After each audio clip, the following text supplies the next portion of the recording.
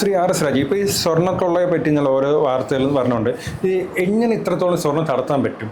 ഇത്രത്തോളം സ്വർണ്ണം എങ്ങനെ ഒരു നമുക്കറിയാം ശബരിമലയിൽ ഇങ്ങനെ താഴെ ഇറങ്ങുമ്പോൾ എത്ര ആൾക്കാർ നമ്മൾ കാണുന്നുണ്ട്.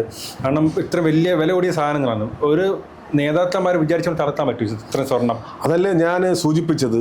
ഇതിനകത്ത് വലിയൊരു ഗൂഢാലോചനയുണ്ട്, ചെറിയ ഗൂഢാലോചന, വലിയൊരു ഗൂഢാലോചനയുണ്ട്. നമ്മൾ മനസ്സിലാക്കേണ്ടത്, ഇപ്പോൾ പത്മകുമാർ ഇരുന്ന കമ്മിറ്റി, ദേവസ്വം ബോർഡ് കമ്മിറ്റിയിലാണ് ഒപ്പ് രേഖപ്പെടുത്തിക്കുന്നത്. എന്താണ്? ചെമ്പാണെന്ന് എഴുതിയിരിക്കുന്നത്. അവിടെ സ്വർണ്ണമാണെന്നുള്ളത് എല്ലാവർക്കും അറിയാം, അറിഞ്ഞുകൂടാത്ത ആരും തന്നെ ഇല്ല.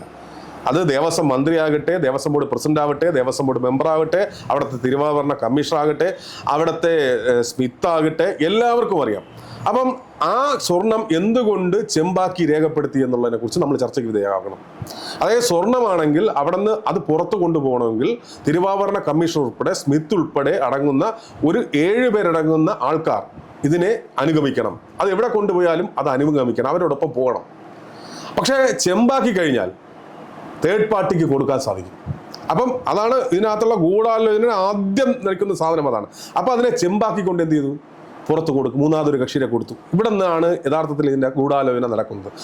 ആ സമയത്ത് നമ്മൾ മനസ്സിലാക്കേണ്ട മറ്റൊരു കാര്യം, നിങ്ങൾ ചോദിച്ച ചോദ്യം എങ്ങനെ കൊണ്ടുപോകും എന്നുള്ളതാണ്. ഇത്രയും വിദഗ്ധമായിട്ട് കാര്യങ്ങൾ ചെയ്യാൻ പറ്റുന്ന ആൾക്കാരാണെങ്കിൽ എന്തായാലും അത് കൊണ്ടുപോകാൻ പറ്റും. അതിനൊരു ഉദാഹരണം ഞാൻ സൂചിപ്പിക്കാം. ഒരു 2019, 2020 കാലഘട്ടത്തിൽ നമ്മൾ ആ ക്ഷേത്രത്തിൽ ഇത് കഴിയുമ്പോൾ, അത് 41 വിളക്ക് കഴിയുന്ന സമയത്ത് മാളികപ്പുറത്തിൻ്റെ അവിടെയും മറ്റ് പരിസര സമയങ്ങളിലും ഇട്ടിരിക്കുന്ന വളകൾ, അതുപോലെയുള്ള അരി, അങ്ങനെയുള്ള സാധനങ്ങളുണ്ട്. ഈ സാധനങ്ങൾ ലേലത്തിൽ പുറത്തു കൊണ്ടുപോകും, ലേലം പിടിച്ച ആൾക്കാർ കൊണ്ടുപോകും. ആ സമയത്ത് അവിടെ നിന്ന് കൊണ്ടുപോയ ഘട്ടത്തിൽ ലാഹയിലൊരു വിഷയമുണ്ടായി.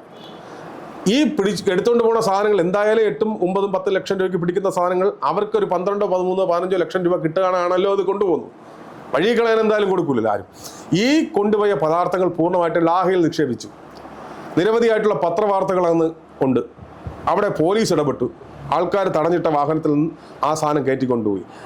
എന്തുകൊണ്ടാണ് ആ ശബരിമലയിൽ നിന്ന് കൊണ്ടുപോയ സാധനം ലാഹയിൽ കളഞ്ഞത്? അപ്പോൾ ആവശ്യമുള്ള സാധനങ്ങൾ അവർ കൊണ്ടുപോയി, അവർക്ക് ആവശ്യമില്ലാത്ത സാധനങ്ങൾ അവിടെ ഇടുകയും ചെയ്തു എന്നല്ലേ അതിൻ്റെ അർത്ഥം എന്ന് പറയുന്നത്. അപ്പോൾ സ്വാഭാവികമായിട്ട് ഇങ്ങനെയുള്ള നിരവധിയായിട്ടുള്ള കാര്യങ്ങൾ അവർ ചെയ്ത് കാണും, നിരവധിയായിട്ടുള്ള മേഖലകൾ അവർ തിരഞ്ഞെടുത്ത് കാണും. അത് ഈ 2019, 20 പറഞ്ഞു വെച്ചാൽ ഈ സ്വർണ്ണക്കൊള്ള നടന്ന സമയമാണ്. അത് യഥാർത്ഥത്തിൽ സ്വർണ്ണക്കൊള്ള നടന്ന കാലഘട്ടത്തിലാണ് ഇത് സംഭവിക്കുന്നത്. ഈ സംഭവിച്ചിരിക്കുന്ന ഈ സാധനം തന്നെ. അപ്പോൾ അത് കൊണ്ടുപോയാൽ എത്ര വലിയ കെട്ടൊന്നും അല്ലല്ലോ, 10 കണക്കിനല്ലല്ലോ കൊണ്ടുപോയത്. ശകലച്ച ഇളക്കി മാറ്റി കൊണ്ടുപോകാൻ ഇതൊക്കെ മതി. ഞാൻ സൂചിപ്പിച്ച ഒരു ഉദാഹരണം, ഇത് നടന്ന സംഭവമാണ്. ലാഹയിൽ ജനങ്ങൾ കൂടി അവിടെ വേസ്റ്റ് ഇടുന്നത്. കാരണം ഇവിടെ നിന്ന് കൊണ്ടുപോയ സാധനം ലാഹ വരെ കൊണ്ടുപോകാനാണോ 8, 10 ലക്ഷം രൂപ കൊടുത്ത് ലേലം പിടിച്ചത്? അല്ല. അപ്പോൾ സ്വാഭാവികമായിട്ടും അതിനകത്ത് എന്തൊക്കെ അവർക്ക് വേണ്ട സാധനങ്ങൾ കടത്തിയിട്ടുണ്ട് എന്നുള്ളതാണ് അനുമാനിക്കേണ്ടത്.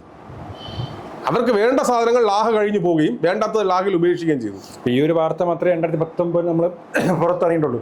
ഇതുപോലെ എത്ര എണ്ണം നടത്തിയിട്ടാണ് നിരവധിയായിട്ടുള്ള കാര്യങ്ങൾ പോയി കാണും, നിരവധിയായിട്ടുള്ള സാധനം. കാരണം ഉണ്ണികൃഷ്ണൻ പോറ്റി തന്ത്രിയെക്കാട്ടിയും വലിയ പോറ്റിയായിട്ടല്ലേ അവിടെ നിൽക്കുന്നത്. എല്ലാവരും വഴിമാറി കൊടുക്കൂലേ?